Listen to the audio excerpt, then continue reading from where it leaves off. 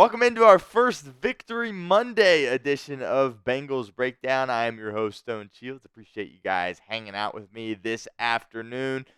Plenty of notable things to talk about on today's show. Obviously, star pass rusher Trey Hendrickson went down for Cincinnati in the fourth quarter of their game against Carolina on Sunday, dealing with a neck injury. So we'll spend some time talking about Trey Hendrickson. Also, we have been calling for Chase Brown's name a lot here on the show, and he finally got his number called in a significant amount of snaps this weekend, carries as well, and found his way into the end zone twice. We're going to discuss his breakout performance on Sunday. Also, Erick All Jr., the rookie out of Iowa, fourth-round pick for Cincinnati.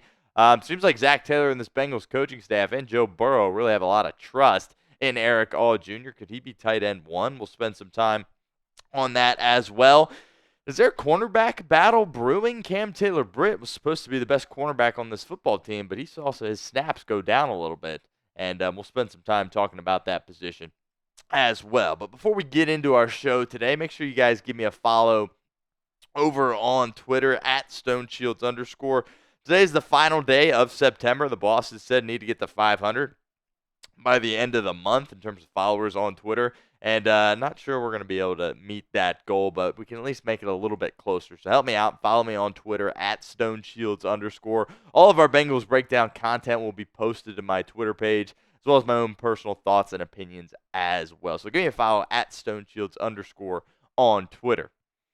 Now talking about Trey Hendrickson, of course, left the game in the fourth quarter with a neck injury. It definitely was concerning seeing how kind of that unfolded for the Bengals star pass rusher, right? He was down on the ground for about 5 minutes. His teammates came back out onto the field. They had their helmets off. They were on one knee. It looked like a pretty serious situation for Trey Hendrickson, but he was able to leave the field on his own power, but he really was not moving that right arm whatsoever, and reporters said that arm was in a sling after the game. So Zac Taylor calling it a neck stinger.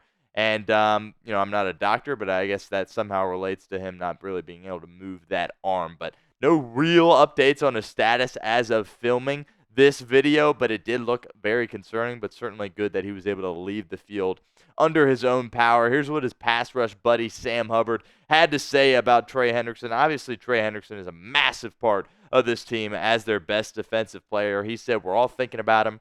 We're with him. He's such an important part of our team and plays so hard. We're just hoping for the best for him. He's an integral part of this team, to say the least. And there really is absolutely no doubt about that. He had arguably the biggest play, or one of the biggest plays, in this victory on Sunday for Cincinnati. You kind of see it there with that graphic, being able to knock that ball out of Andy Dalton's hand as he was throwing it. The ball then goes straight up in the air, and safety Von Bell is able to pick it off. So Trey Hendrickson really had a solid performance in that game before he went down. He always seems to make a crucial play for this football team, whether it be a sack or just applying pressure on the quarterback in late game situations. So Bengals certainly will miss Trey Hendrickson if he is out for an extended period, but this is definitely just a situation where you've got your fingers crossed, you're hoping for the best, and you hope it is not as serious as it may have appeared on Sunday afternoon.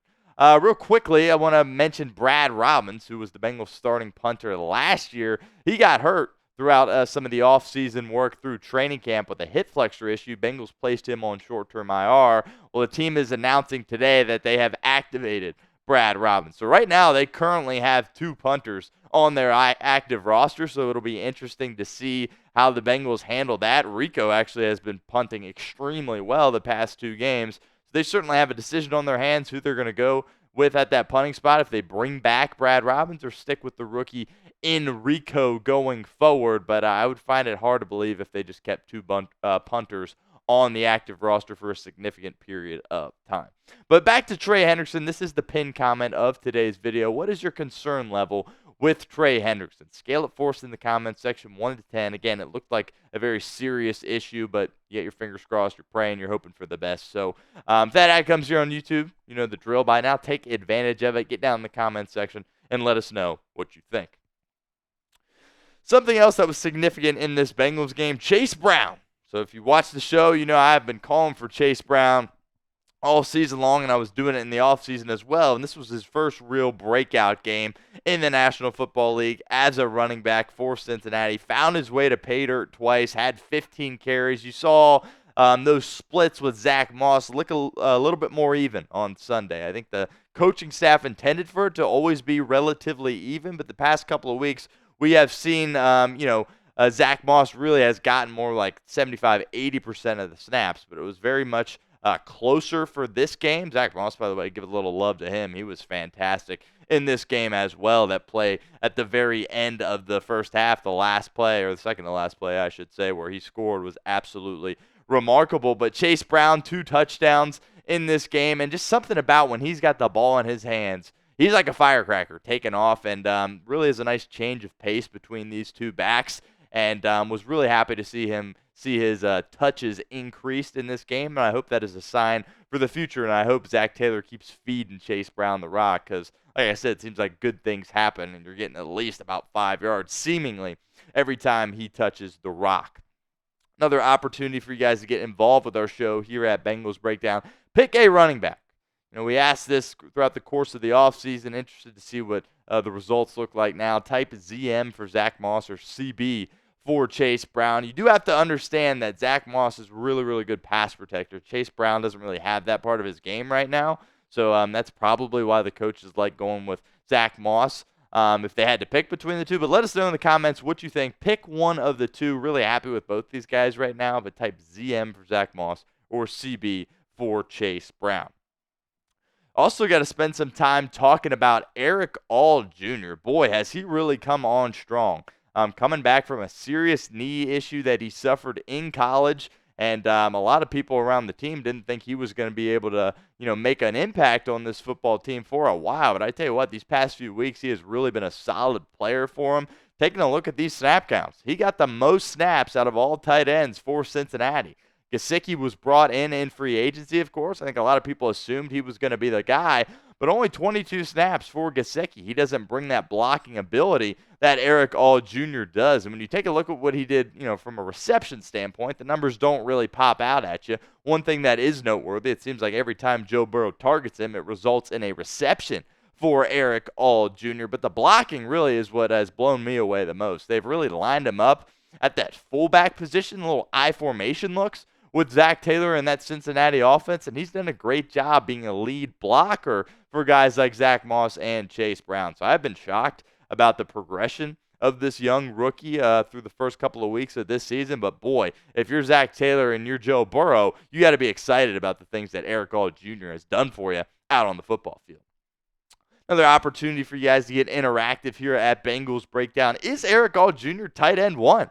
Type Y for yes or N for no in the comments section. I think this is a question we really should be asking ourselves at this point. So sound off for us. Really interested to know what you guys think. Is Erick All Jr. tight end 1? All right, lastly, before we get out of here, we're going to discuss a potential cornerback battle that could be brewing in the Bengals secondary. Cam Taylor-Britt was definitely considered the cornerback 1 on this football team, but he saw his snaps go down in this football game. Now, it is noteworthy that he did kind of land on his back on that one pass from Andy Dalton that he was able to intercept, but it was actually defensive pass interference on that play. So that could have contributed to the things that he did out there, only getting 36 snaps out on the football field. But DJ Turner, who we'll spend a little bit of time on as we go forward here, really was excellent in this game for Cincinnati.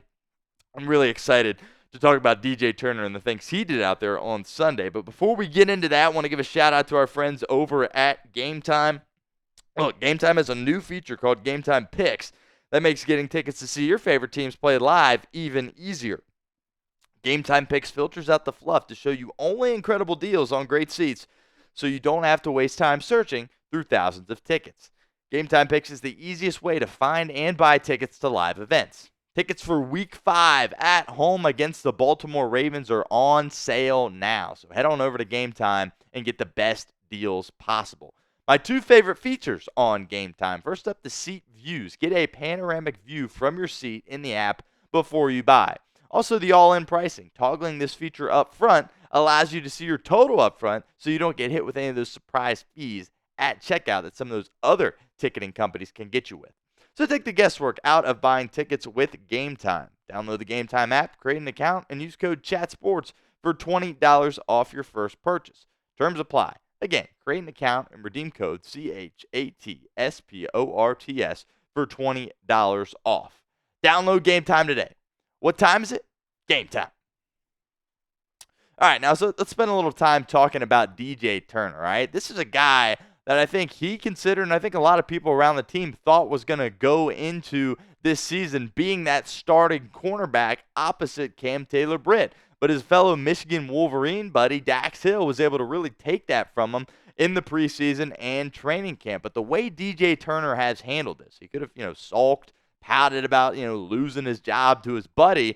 But no, he has really just done a great job of sticking around, practicing hard, and he gets his number called on Sunday against Carolina, and he's a big reason as to why Cincinnati was able to win that football game. Those 2 pass breakups that he had were massive. One in the end zone that saved a touchdown. I believe that was Deontay Johnson going up for that ball, and DJ Turner said, not here. So I'm really pleased with what those guys did. These 2 guys looked like the best corners on this football team. Cam Taylor-Britt was bad on Sunday. He was really bad. PFF rated him as their worst player on defense in this game. So really happy with what I saw from DJ Turner. I think Dax Hill deserves a lot of love as well. That play that he made on the first Carolina possession where I think it was the 2nd and goal play where he was able to come up with that deflection. And, you can tell right here, it looks like that's going to be a touchdown, but Dax Hill doesn't quit on this play. He's able to get his hand in there and break that up in the end zone. So was really happy with Dax Hill and how he has come along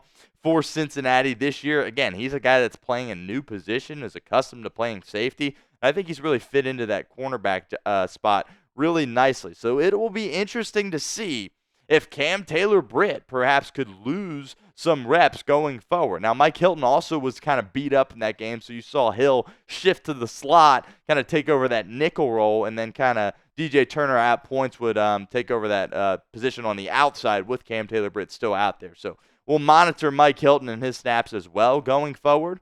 But I don't know. Based on what you saw, DJ Turner looked like he was playing better football than Cam Taylor-Britt. So we'll keep an eye on that room for sure, and certainly a room the Bengals need to play well if they're going to get their defense fully turned around here. Before we get out of here, I want to remind you guys to subscribe to our channel here at Bengals Breakdown. That's youtube.com/BengalsTV. We will be live on Sunday for another watch party when the Bengals get ready to take on the Baltimore Ravens, so don't miss out on that. And also, we have pretty much daily Bengals videos here for you guys at our channel, so don't miss out on any of that. Hit that sub button. It's youtube.com/BengalsTV.